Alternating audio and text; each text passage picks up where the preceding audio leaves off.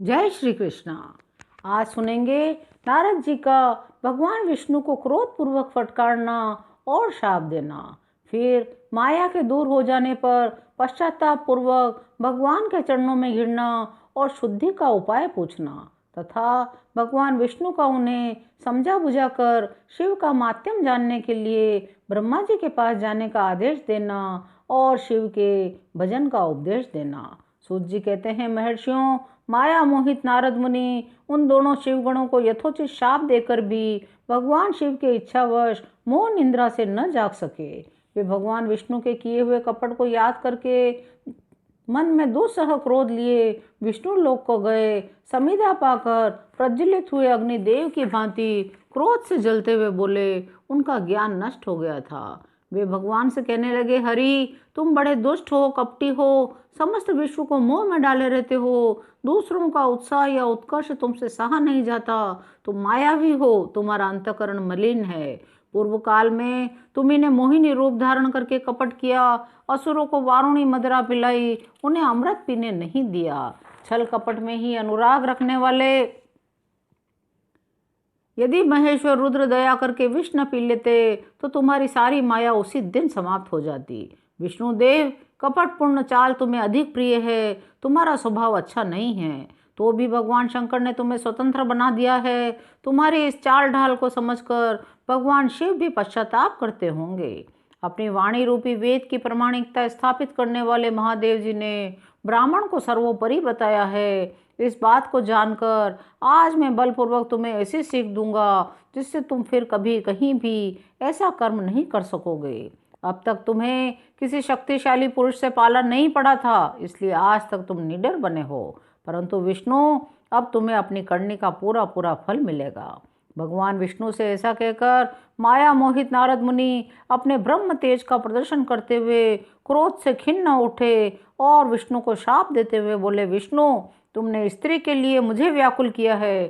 तुम इसी तरह सबको मोह में डालते रहते हो। यह कपटपूर्ण कार्य करते हुए तुमने जिस स्वरूप से मुझे संयुक्त किया था, उसी स्वरूप से तुम मनुष्य हो जाओ, स्त्री के वियोग का दुख भोगो। तुमने जिन वानरों के समान मेरा मुंह बनाया था, वे ही उस समय तुम्हारे सहायक होंगे। तुम दूसरों को स्त्री विरह का दुख देने वाले हो, अतः स्वयं भी तुम्हें स्त्री के वियोग का दुख प्राप्त हो। अज्ञान से मोहित मनुष्यों के समान तुम्हारी स्थिति हो। अज्ञान से मोहित हुए नारद जी ने मोह व श्री हरि को जब इस तरह शाप दिया, तब उन्होंने शंभु की माया की प्रशंसा करते हुए उस शाप को स्वीकार कर लिया। तदनंतर महालीला करने वाले शंभु ने अपनी उस विश्व मोहिनी माया को, जिसके कारण ज्ञानी नारद मुनि भी मोहित हो गए थे, उस माया को खींच लिया।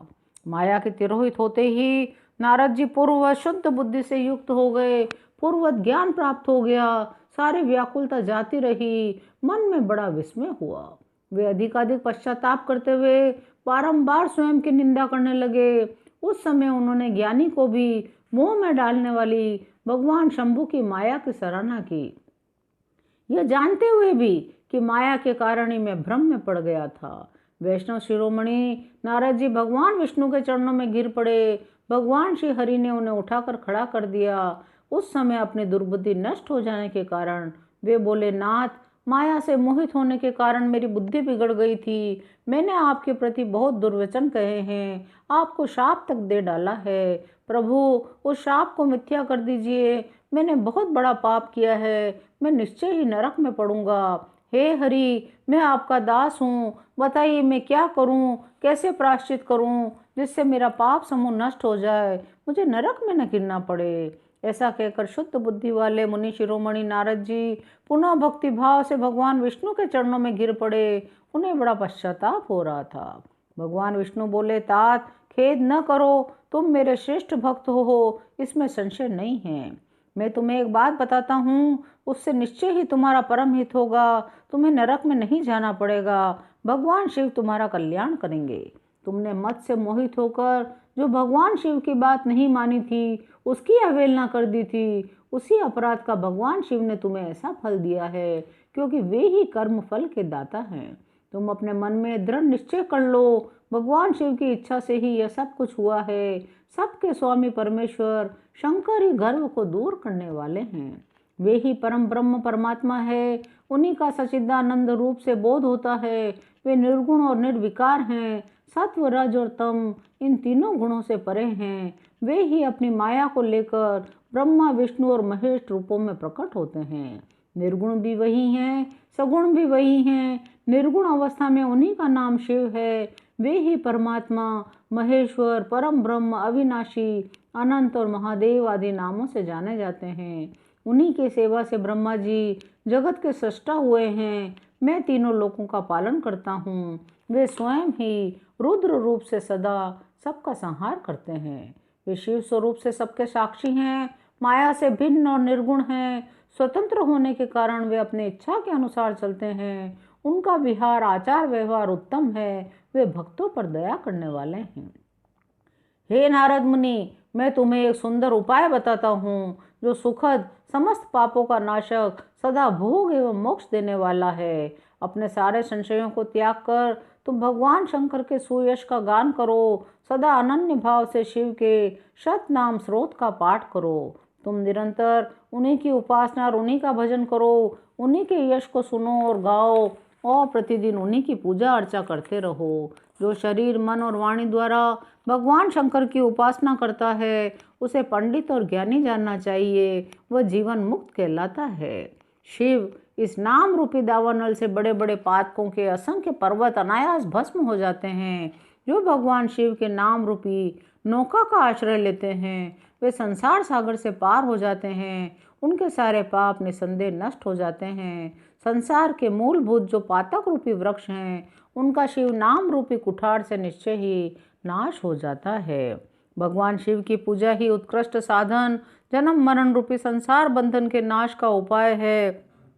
आज से यत्न पूर्वक सावधान रहकर विधि विधान के साथ भक्ति भाव से नित्य निरंतर जगदम्बा पार्वती सहित महेश्वर सदाशिव का भजन करो। नित्य शिव की ही कथा सुनो।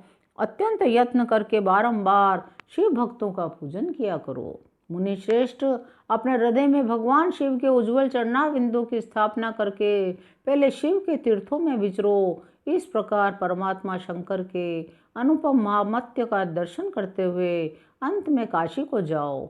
वह स्थान भगवान शिव को बहुत ही प्रिय है। वहाँ भक्ति पूर्वक विश्वनाथ जी का दर्शन पूजन करो। नारद जी, इसके बाद तुम्हें मेरी आज्ञा से भक्ति पूर्वक अपने मनोरथ की सिद्धि के लिए निश्चय ही ब्रह्मलोक में जाना चाहिए। वहाँ अपने पिता ब्रह्मा जी की विशेष रूप से स्तुति वंदना करके प्रसन्नतापूर्वक हृदय से बारंबार शिव महिमा के विषय में प्रश्न करना चाहिए। ब्रह्मा जी शिव भक्तों में श्रेष्ठ हैं। वे तुम्हें बड़ी प्रसन्नता के साथ भगवान शंकर का महामत्य शतनाम स्रोत सुनाएंगे। आज से तुम शिवा आराधना में तत्पर रहकर शिव भक्त हो जाओ। भगवान शिव तुम्हारा कल्याण करेंगे। इस प्रकार प्रसन्नचित्त हुए भगवान विष्णु नारद मुनि को प्रेम पूर्वक उपदेश देकर शिव का स्मरण वंदन और स्तवन करके वहाँ से अंतर्धान हो गए। आज की कथा यहीं विराम लेती है।